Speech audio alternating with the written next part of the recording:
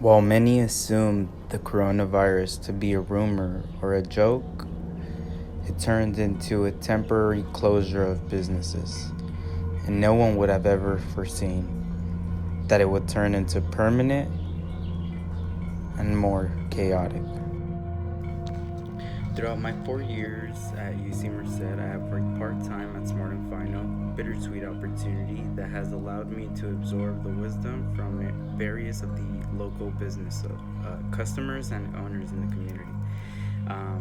By being a MBE major, I always wanted to work with the community, but just didn't know exactly how or when.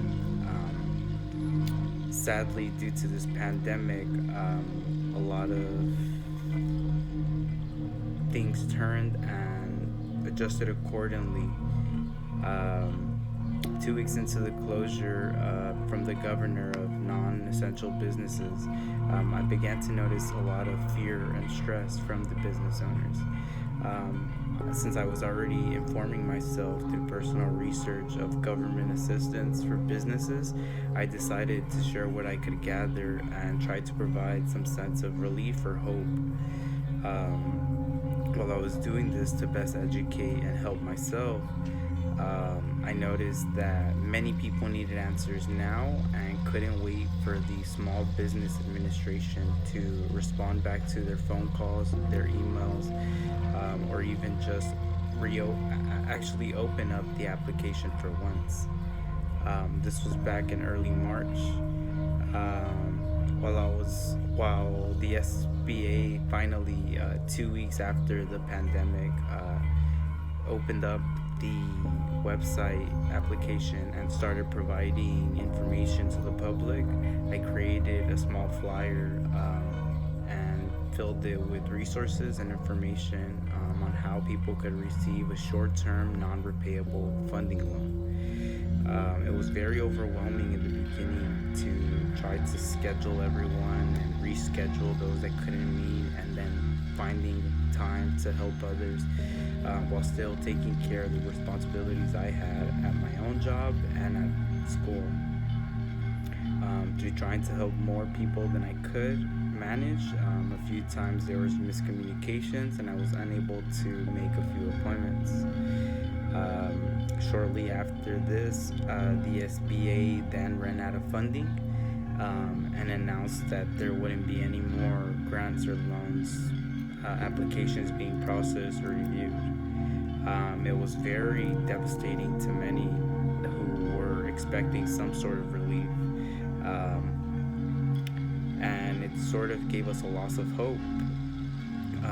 But a week following, eventually Congress signed another stimulus package and ordered for majority of funding to be distributed as grants to businesses.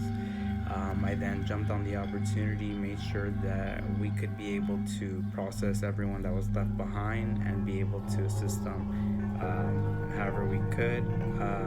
In the same week that application opened, I processed the few that I had prior, and the people who I first initially helped then started receiving their own bank deposits for the first grants that were approved by the SBA. So that was great. It provided then hope for others who were applying and trying to do the same. All the information, it was just really interesting turn of events, because all this information that I gathered was free and continues to be free and available online for anyone to see. It was just interesting to see that people from similar socioeconomic communities such as myself do not have the adequate resources or information available from their own mayor, their own community, to be able to make the right decisions and be able to maintain a healthy business. I view this essentially as a sense of responsibility to share what I learned, that I decide to be true, and do my best in doing great things, so we can then preserve our community's wealth and be able to transfer it among us for generations to come. It's a long shot, but it's definitely possible.